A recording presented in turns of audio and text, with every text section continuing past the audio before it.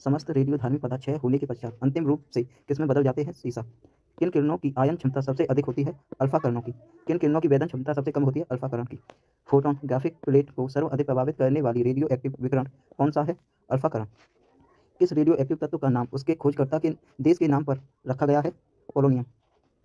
Monazite है थोडियम का अयस्क। अल्फा किरणों पर उपस्थित आवेश कितना होता है? 2 इकाई धन आवेश। अल्फा और बीटा किरणों की खोज किसने की? रदरफोर्ड ने। किस वैज्ञानिक को गामा किरणों की खोज की? रदरफोर्ड ने। हीलियम नाभिक के समक्ष कौन रेडियो एक्टिव सक्रिय किरणें होती हैं? अल्फा किरणें।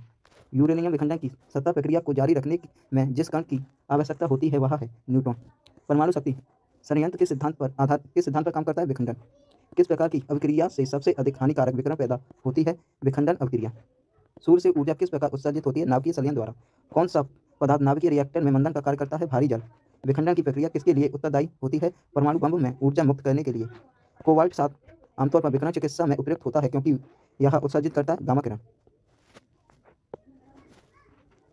समस्त रेडियोधर्मी पदार्थ क्षय होने के पश्चात अंतिम रूप से किसमें बदल जाते हैं? सीसा।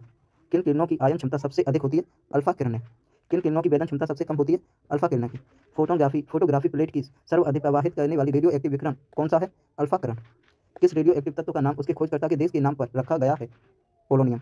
मोजाइट है थोडियम का अयस्क। अल्फा किरणों पर उपस्थित आवेश कितना होता है? 2 इकाई धन आवेश। अल्फा और बीटा किरणों की खोज किसने की? रदरफोर्ड ने। किस वैज्ञानिक ने गामा किरणों की खोज की?